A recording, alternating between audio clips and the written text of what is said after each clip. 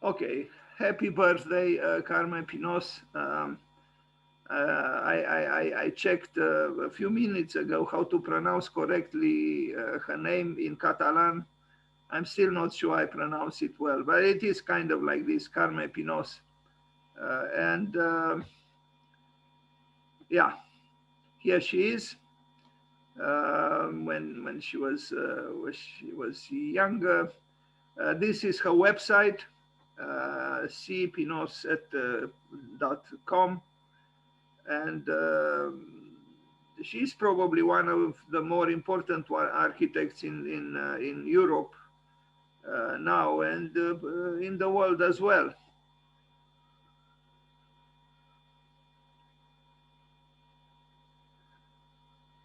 It is clear that women architects are coming on strong. I mean, in architecture schools, in practice. Just 2 days ago, I received a new, images of a new project that is being built now by Studio Gang, of Genie Gang, and yes, they are building, building, building. In fact, this presentation you are looking at, I dedicated because in this very presentation, I, uh, I, I had the work of both Carme Pinos and Bernadetta Taliabue, and I thought of dedicating, yes, the presentation to Maria Kimbutas, a researcher and kind of a theorist of color, of culture, who thought that matriarchy and the age of the goddess preceded the famous Greek culture in Europe, and it's very possible that she was right. Not even the world was not always a patriarchy, and women had at other times a much more important role than they had until recently. But as the title of a book I have published in France says, the 21st century is the century of women. Anyway, they are building, and I'm glad they are building. Men kind of had what they had to say, so let the women speak for a while. Um, okay, I just show at the beginning some images without comments or explanations, just to absorb through some visuals some of her works, and then we'll go through specifically through most of her works. This is a tower in Mexico, and she. I have to say this: the way the United States depicts Mexico is very unjust or unjust, because it's not is a sophisticated country with an old culture, and they are building, impressively. So this should be known about Mexico. It's not just a country with people who try to break into the United States illegally. No. I went once to Mexico, and I have to say I met very proud people, and very, uh, I would say, cultured. So, and let's not forget, Luis Barragan was Mexican architect, and even now they have very excellent architects.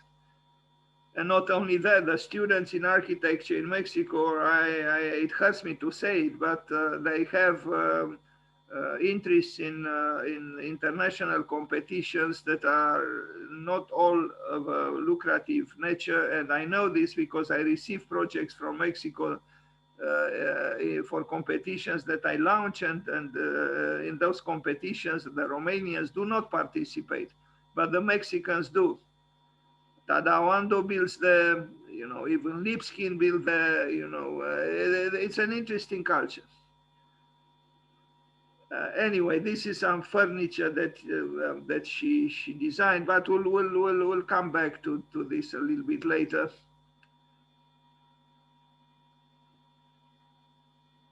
Architecture, as I keep saying, is beautiful when it is an adventure. If it is not an adventure, it can be a bore.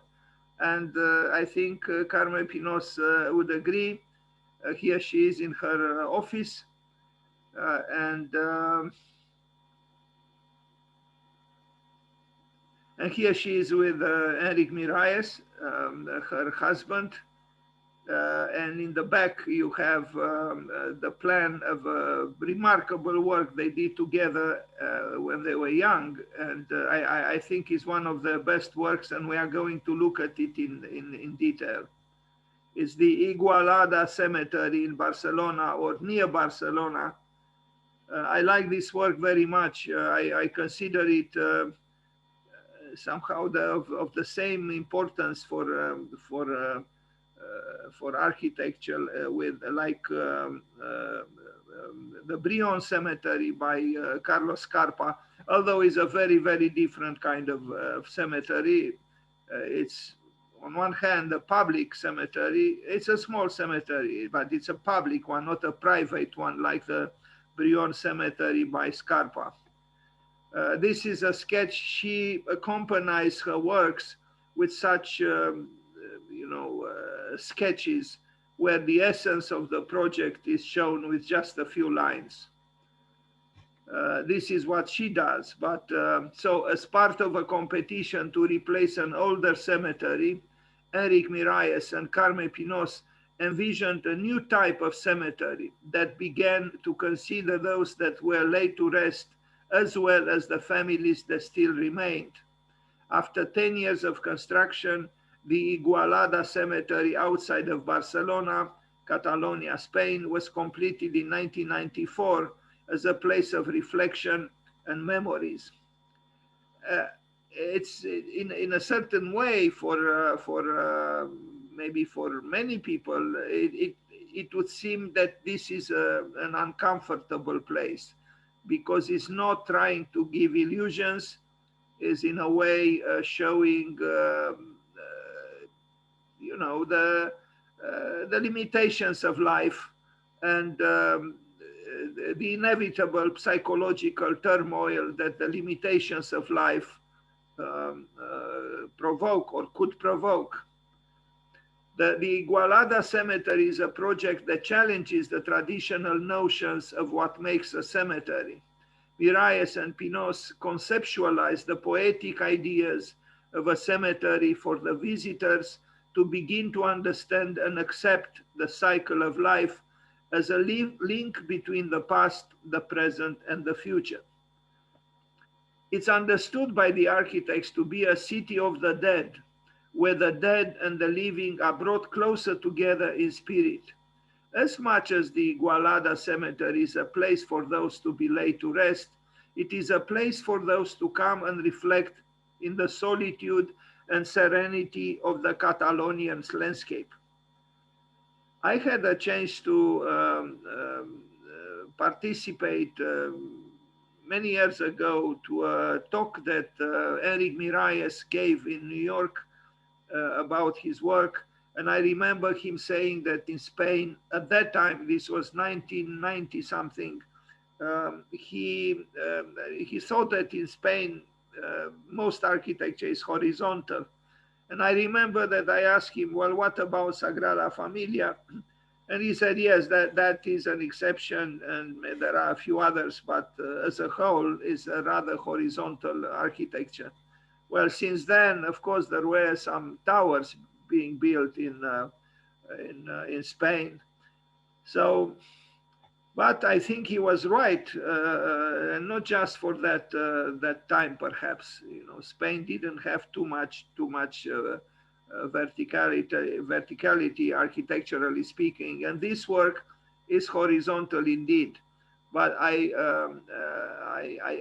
admire the fact that it's a public cemetery, but it is an unsettling cemetery. Look at the pavement. recalling somehow one of the courtyards at the Jewish Museum by Libeskind in Berlin. And again, you would say this is an unsettling place. Is a place where you are provoked to be anxious in a way. But I think truth is more important than illusions, which turn soon into delusions. It's a very fine work, and maybe there is a certain pessimism here, if we are to call it so. But again, we are dealing with a cemetery. Too much optimism would have been kind of out of place, wouldn't it? Look at the plan. I think it's a beautiful plan. I mean, even graphically speaking, it's like a human silhouette, no? And this shows how poetical Enric Miralles and Carme Pinos were. And I'm very glad they did this work.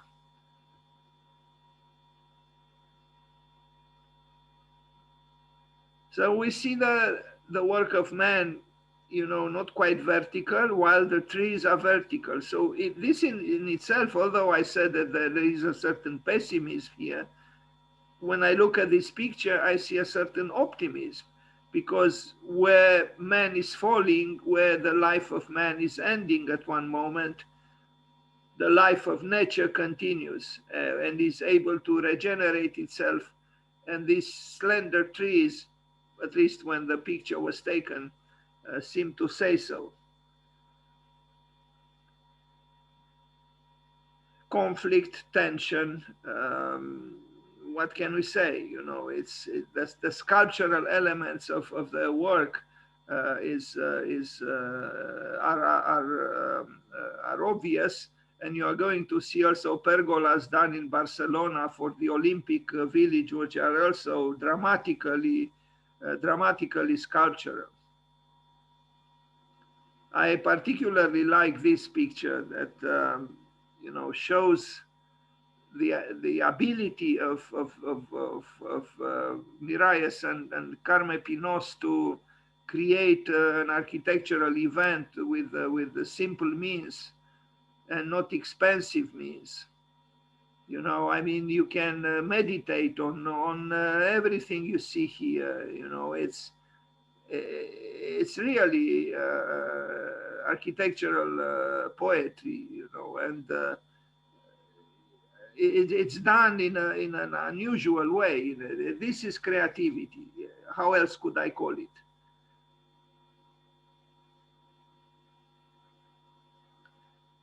Too bad Enric Miralles died rather young, 45, 46, something like this, in the year 2000s.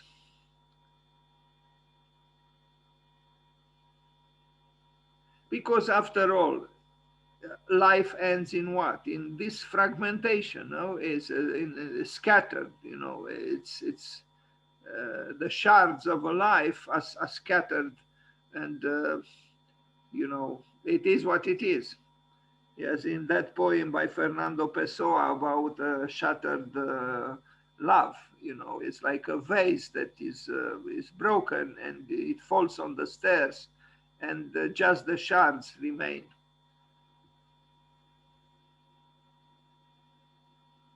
Again and again, architecture at its best is poetry.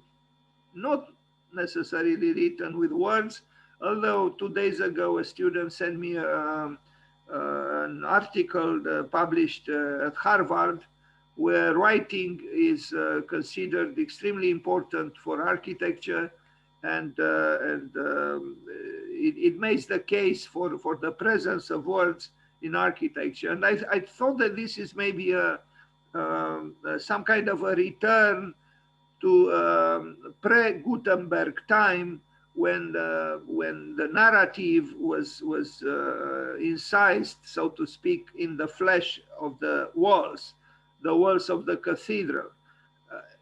the return of the narrative in architecture, I think, is a good thing, but it's still there is still a lot of space to be recovered in that sense. I mean, look at this, you know, it's just in a way a simple gesture, but it makes you reflect on what death is and the finality of life. We don't know if, you know, of course, religion is trying to console us that there is a life, an afterlife, but who knows?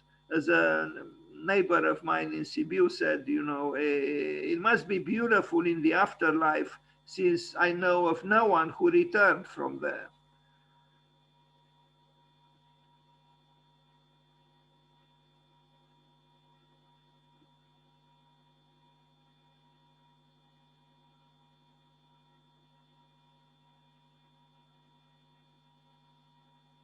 In my opinion, in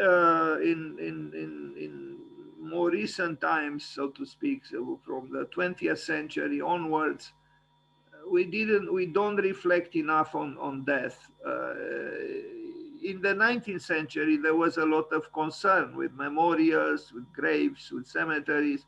But in the 20th century, there were a few exceptions, like Gunnar Asplund's interventions in that famous cemetery in Stockholm, or Carlo Scarpa, or Aldo Rossi, who also built an important cemetery, if I can call it so, and now Enric Miralles. But in general, this is a subject we would rather not talk about, you know.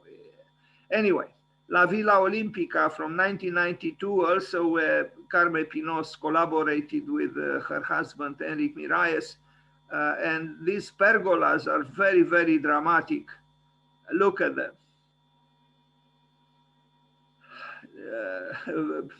You know, it only shows how open-minded Barcelona was and is if they build this kind of pergolas, which are conflictual. They show in a way the drama of competition, but also there is something a little bit ominous here.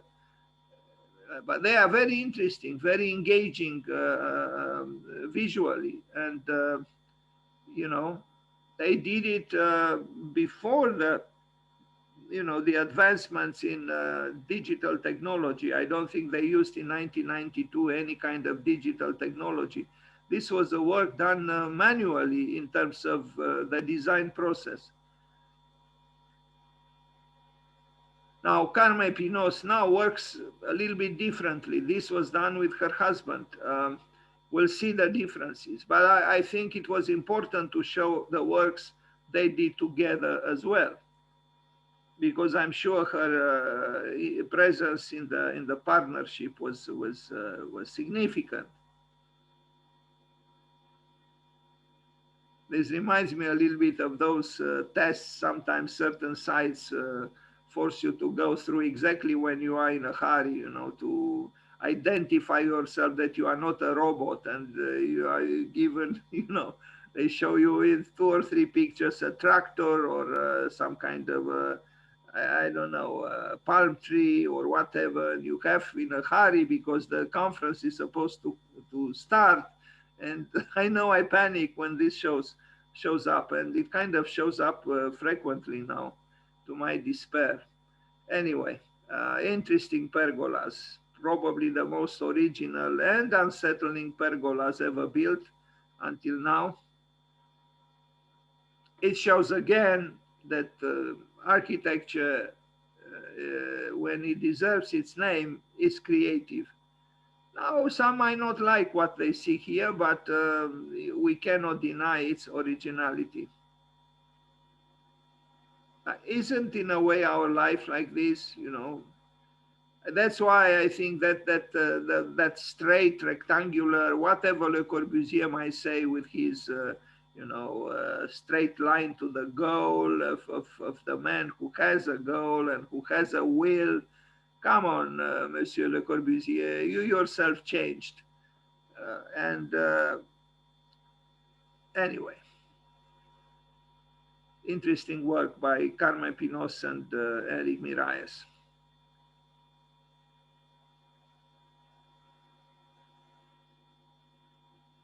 Now, the pedestrian footbridge in Petre Alicante, this is, I think she had more input in this project. And here again, we see, the drama of avoiding the simplistic straight line. But the work is, less in a way unsettling as the one in the Igualada cemetery. Although there are these,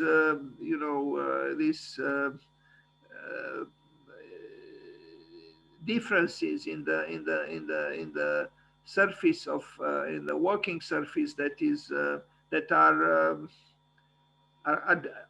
are saying something. They are saying something that in a way, not everything is flat and easy, and there are differences that one should consider. Now, of course, some rules and regulations would protest, would say, wait a minute, this is dangerous. You can hit yourself here, and you can fall, and you can break your leg or whatever.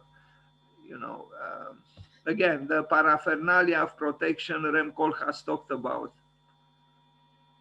although he used it himself, the paraphernalia of protection. Again, this kind of graphic representation of the essence of a work, which Carme Pinos does, and drawing of, this is the archery in Barcelona, will arrive at, I hope, at this work a little later. The Juan Aparicio Cifronti Torre Vieja, this was done, I think, after they separated.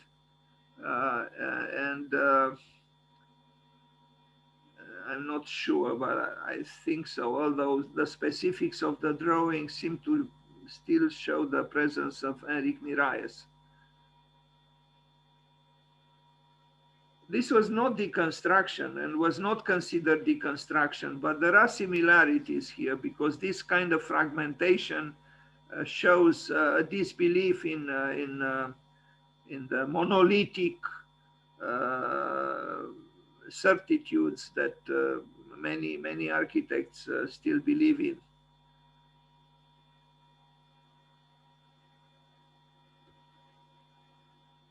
Here is an image of Carme Pinos opening the School of Architecture summer show at Bartlett, prestigious school in London. And this shows again the importance of her presence on the architectural scene. I wish we have some things like this also in Romania, events, not now that there is the pandemic, but the curiosity, the number of people who attend such events, makes me envious, because my experience in Bucharest was not like this, at all. In fact, there were important exhibitions where almost no one in a school with 2,300 people participated. I remember once there was an exhibition that came from Vienna, from Austria, and the Austrians brought to them wine, orange juice, cookies. They installed very quickly an engaging, interesting, and civilized exhibition. And I was giving a lecture then, and I kind of rushed to be able to go to the opening of this Austrian exhibition. So I arrived 15 minutes later, and there was no one there. No one. It's just unbelievable. I don't understand it. While here, look at this. Anyway, master plan for the historic center of Saint-Dizier in France, the department's building of the new campus of the Van will arrive at, as I said at the beginning, I only show some works kind of in a maybe less rigorous way. These are buildings she built just next to the library by Zaha Hadid. And I think her architecture has the power to have an engaging neighbor like Zaha Hadid without any timidity or complexes. So that's what she built. And again, it shows that her presence on the architectural scene is appreciable and vast.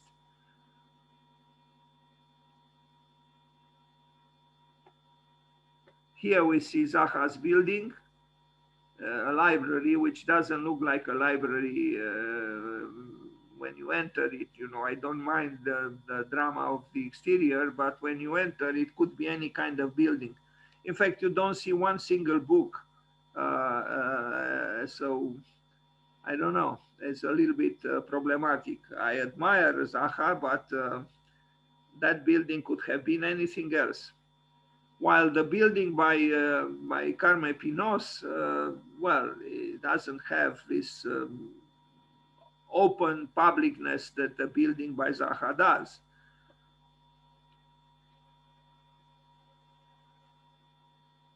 Vienna, a city which invites architects from other, in fact, we see in between the building by Zaha, by Carme Pinos and the one by Zaha, we see the tower by Dominique Perrault. So here we see, and across this space is a building by,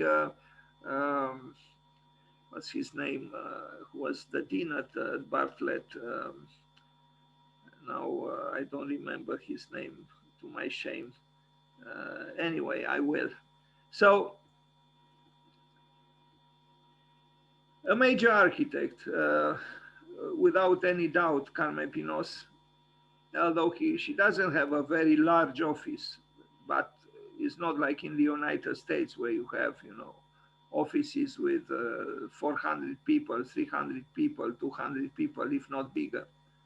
So here you are, you know, this is her building, this is Zaha's building, and this is the building of, my God, he was a member of Archigram, and for some reason, my memory is now refusing to acknowledge his name. Anyway, but the students didn't like his building a lot at all, and so maybe that's why I don't remember his name. Moving forward,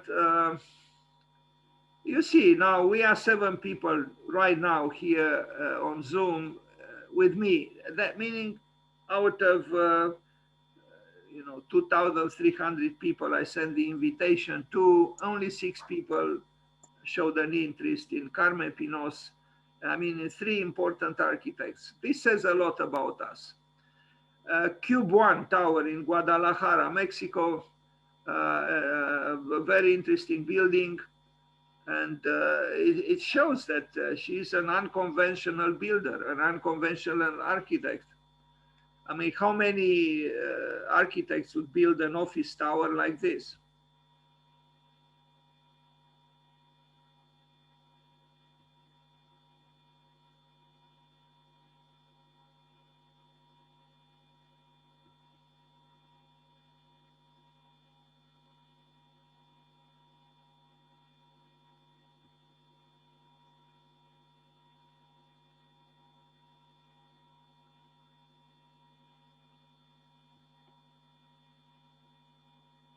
Well, you know, what can we do? We have cars, so we have to provide spaces for them.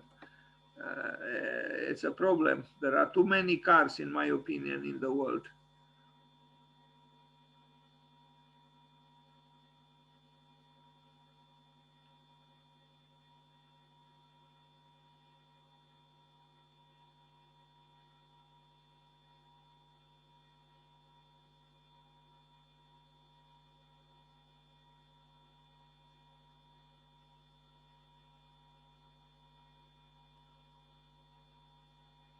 Must it must be nice, you know, the feeling you have as an architect who has such a variety of works built in various countries. You know,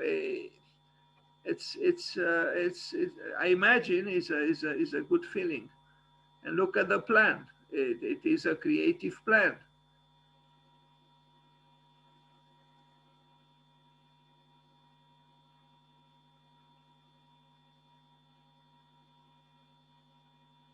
she built another one, and you will see the difference between this one and the other one, also in Guadalajara.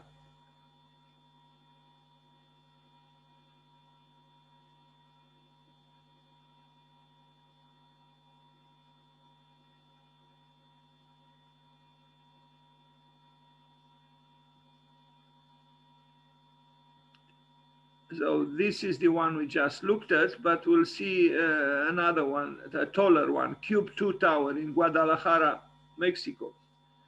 I wonder what the ex-president of the United States would have said if he was aware of, these buildings. Yes, she's not Mexican, but the fact that in Guadalajara they build such buildings does say something about the cultural preoccupations of that country.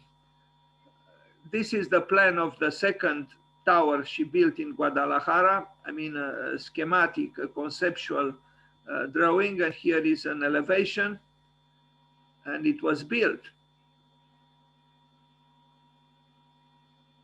So there, Mr. Trump, Mexico is not just about, some poor immigrants forcing their way into the United States, risking their lives to cross the wall you intended to build and you started to build. No.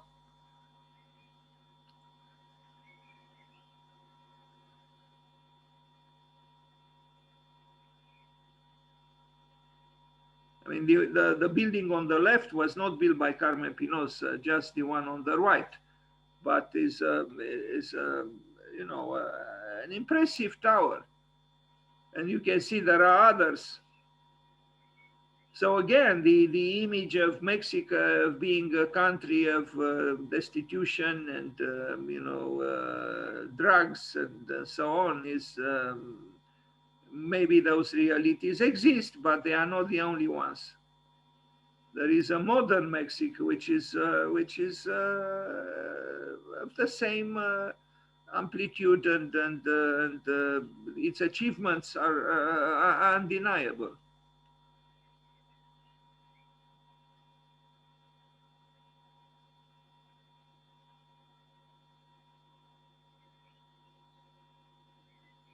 University of Economics, we already looked at the building she built. She proposed some other buildings which were not yet built.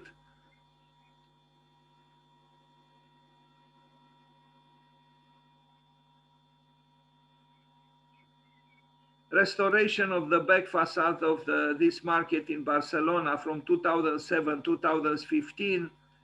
She built this by herself without Enrique, who died and who was also separated from her. Look at this; it's a market.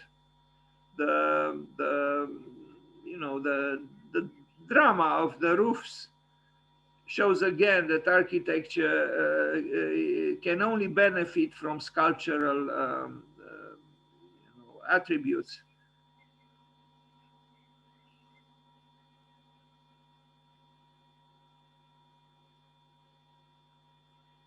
And the diagonals, again, they testify about freedom in a way, about non-conformism, about the dynamic quality of life that is necessary.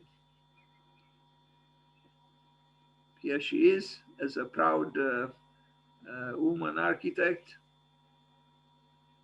as if she is waiting for the bull to fight with.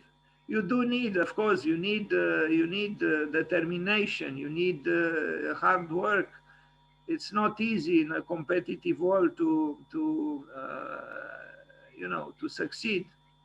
Here they are again as a young couple, Eric Miralles on the right and Carme Pinos on the left. And here she is, later on. Now Cube 2 office towers, we already looked at it. We'll see a few more images.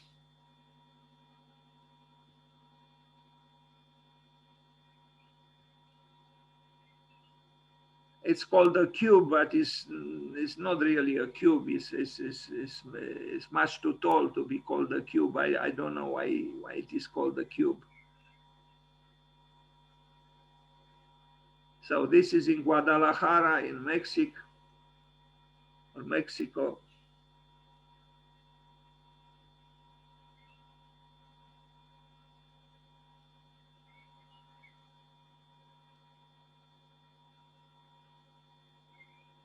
And these are the plans. I would say very nice plans. Because there is this clear interest in breaking the box, in the rift. There is a break here. And this break is adding drama to the building.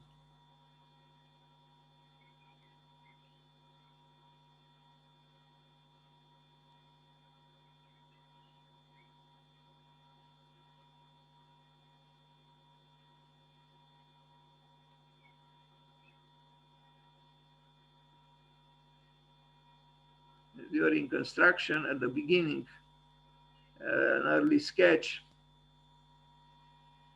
And you see, it stands out. In the context of the other buildings, it stands out.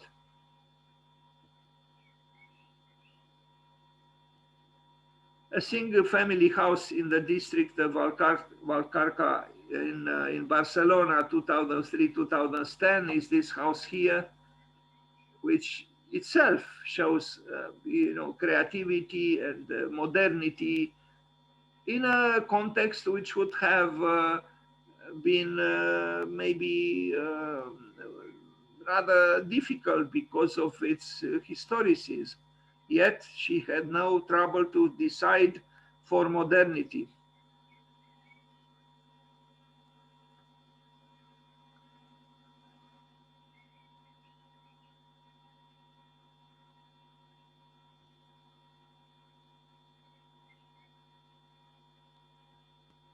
And some pieces of furniture by her. We already saw some.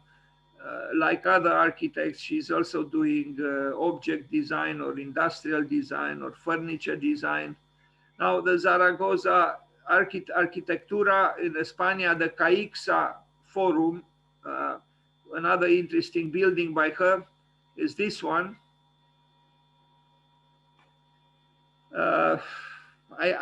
I don't think it's necessary to say it again. The sculptural elements of a building are important. And this is shown here as well.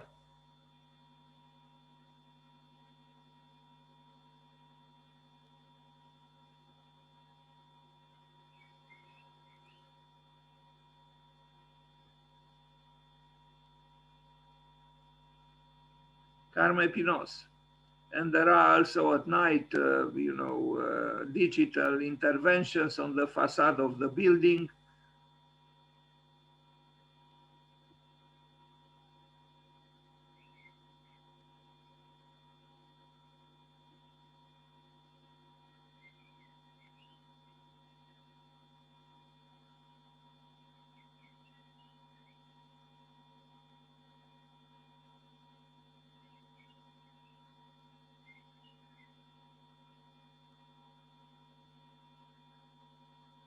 This is a summer house she designed in Mexico, which gives a sense of spaciousness and brightness in a timeless and comfortable interior. Anyway, this was the description that came with the house. It's not a very agitated house, but I think is a comfortable house, and shows her skill in also modeling the exterior of the house, but also taking care of the interior in an adequate manner. And it has surprises. It is a house which is not easily or totally predictable.